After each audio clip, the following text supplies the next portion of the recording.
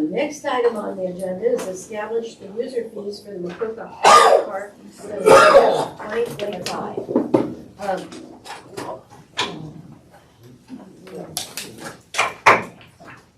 We have been looking at these fees, and we have some suggestions.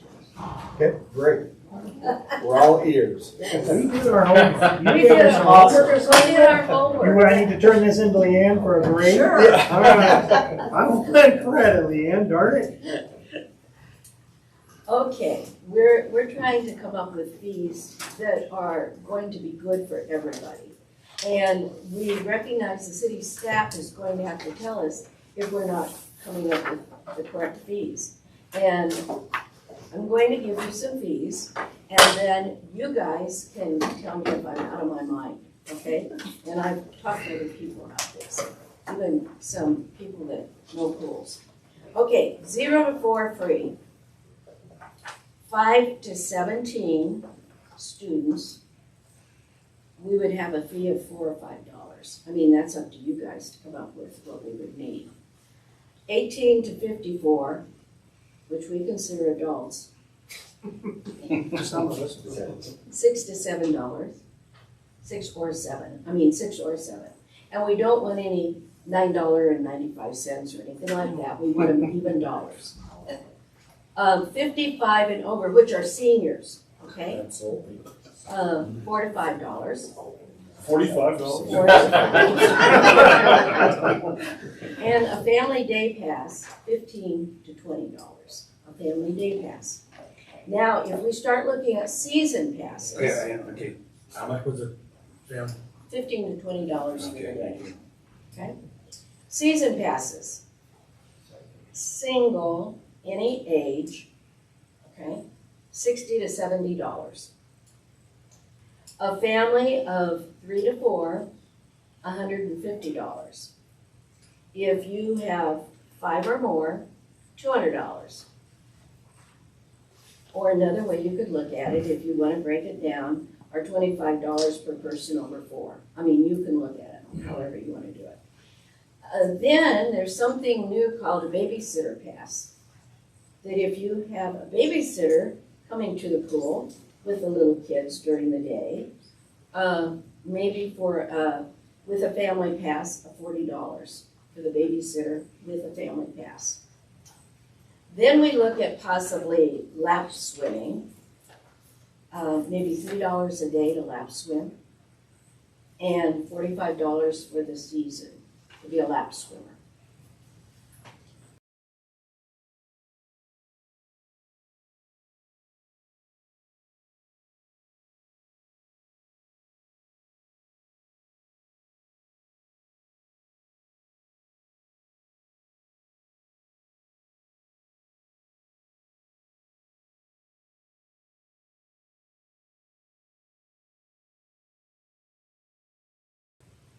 What if they get on the tubes though? They get a $5 charge or something? Whatever. Nickel and dime? You can add to all of this now. It's open to everybody to talk about this.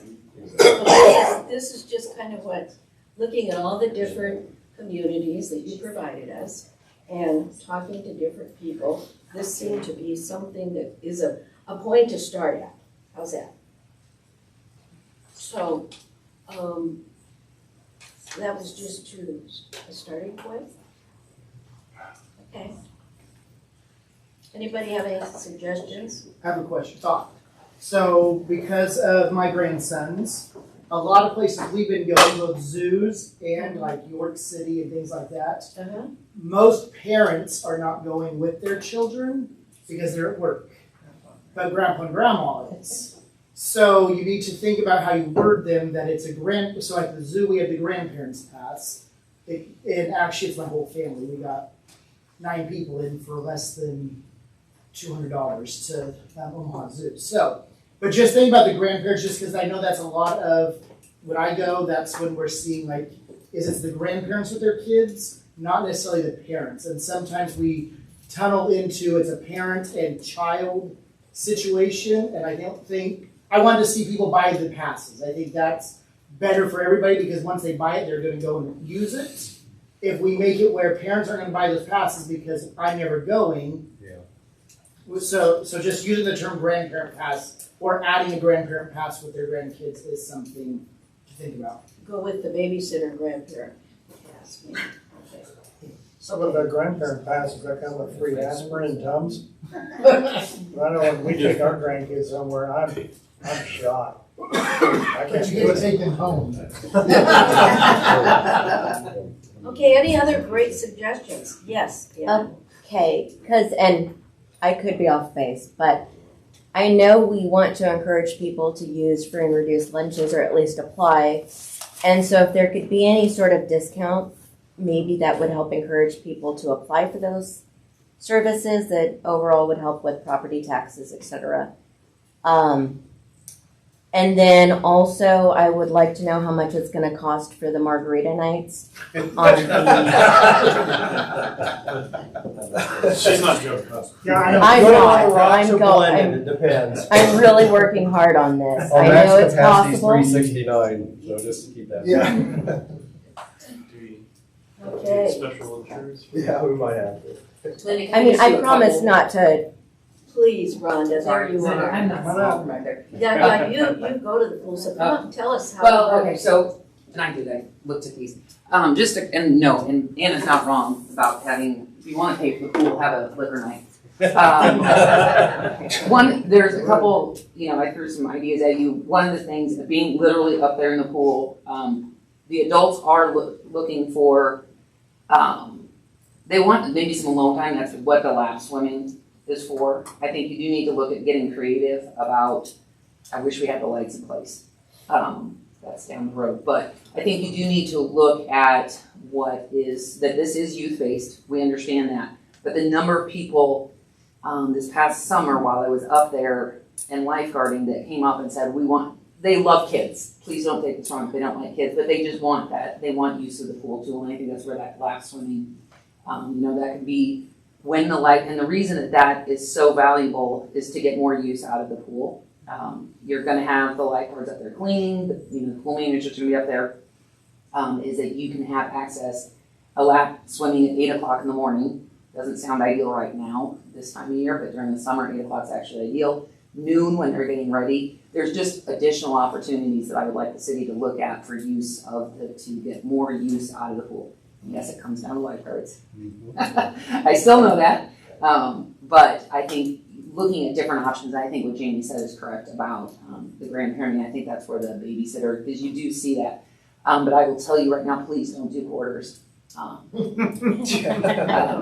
I think the other thing is to make it as simple as possible, because if we do it the same way, that you're looking at those 14 and 15-year-olds that are working that front counter, because we need to have the 15 and 16-year-olds, and can you put in there that adults and lifeguard, that if they're working that front desk when they're coming in, we need to keep it as simple as possible when the people are checking in and stuff. So that's the other thing, that we can't overcomplicate what we're asking for these kids when they're checking kids in and stuff. We actually had that same conversation today with Sarah Calvert, so she Yeah. had some really good suggestions for us that we're gonna So take to. I think what I hope everyone recognizes, and I will tell you, I looked at Waverly's rates, they've gone up $1 a year, so even the ones that you guys are seeing are out of date already. They did increase theirs for 2025. And so you don't want to make it cost prohibitive. That was why the foundation, did the money for last year. We wanted to remove that barrier, we understand. But I also hope that the city understands that this is, it is something that an amenity that the city needs to provide. You're not going to make the money. We can't make the money to cover the cost of the pool. We understand that. And so I hope that when the rates are set, that it, yes, needs to offset some of the costs, but that it is still reasonable for the residents. And these sound reasonable, don't they? Yeah, they're in line. If you look at, like I said, Waverly's did go up. Their pool is fairly comparable to what we have.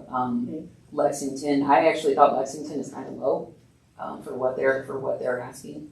And like Jamie said, we always do the family rate, whether we're the zoo, the children's museum, or whatever. we want to encourage throughout the entire family. We don't want to make it cost prohibitive for the family members to be there. But if you break those down, it's still like $1 a day or What whatever. if there was an incentive to become a lifeguard, like you get a free pass to give away I think to. I will become a lifeguard and That's what I'm start saying. reading them. And I don't even drink. I just want no children in the lazy river. So, yeah, I think you get creative, you know, if we don't have, if you don't have enough lifeguards. You know, Alma pays theirs lifeguards back at the end of the summer. Once they know, they're not giving it to them for free, Right, because then they quit. It's like, okay, we're gonna reimburse you. It's like giving vacation days Go for as you accumulate them Yeah. instead of holidays. So there's different ways to get creative, so, but I applaud you guys for trying to figure this out, so, because we're not paying for it again, sorry. Thank you for Okay, thank you. Anyone else? I do agree that we need to maximize for the time frame that we have the pool open, we need to try to maximize the use of it, you know. Maybe the foundation would buy lights for the pool. I want the reverse water walking in the, there's a lot of potential. Yeah. We actually been having some good conversations with the YMCA. With the Y being You closed. know, doing some things this summer that would accommodate their programming. So there are a lot of different possibilities that we can do with that swimming pool. I know we're hamstrung with our number of lifeguards, but I noticed a lot of the communities, several of them had split shifts, 12 to 5, 6 to 8, and some are just open 12 to 8, which, again, I think that maximizes the opportunity. And if we have lifeguards available, I would encourage that. You have as open as many hours. Split shifts, I'm a fan of split shifts because give the employees an hour off and go download or whatever, you know, but just maximum, because we're only open 10 weeks out of the summer, if we're lucky, give or take. Yeah. But yeah, I was thinking something a little simpler than what Linda proposed for the daily fees, but then after she explained it to me, I thought, well, you know, if you're a 16-year-old lifeguard, you're at the front desk, and you think, okay, I go to school with that person, I know who they are, they look about my age. Then you break it off at 18 to 54, they're gonna look at that and say, well, they're older than me, you know, so they gotta be that age group, so that's easy enough to identify. And you get to 55 plus, and you know, Darcy and I have gray hair, Jean has no hair. That's 55 plus. I mean, it's not really stretching the imagination. They can say, okay, I know exactly what to charge you. You know, it's profiling. I don't know if that's allowed. Yeah, that's what I was Profiling gonna is cool. say. Do we just go with the gray beard? But, you know, I just thought one flat fee, but I thought, well, that's not really fair either. So I'm kind of leaning towards Linda's proposal. I kind of like that for that. And your family pass, season pass, that's right about what I was putting the numbers at too, compared to what everybody else charges. Like Rhonda said, trying to make it affordable. And we know we're not going to fund the pool with the fees. We know that, but just get some money back. So you had a good idea. Let's put that in the calendar. And I like Jamie's idea about a grandparent pass, I like that. something. If we can incorporate that. Do you want us to, Leanne, would be okay if we just read back really quickly, just to make sure that we do everything correct?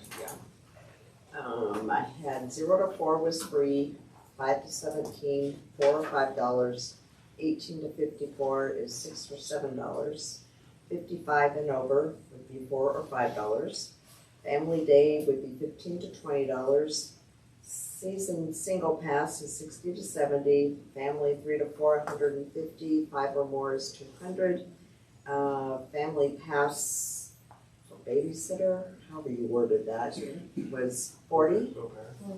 And lap swimming was $3 a day or $45 for a season. And did that include the lazy river then? Or If you do a class, have you guys walked, have you done a reverse walk in that thing?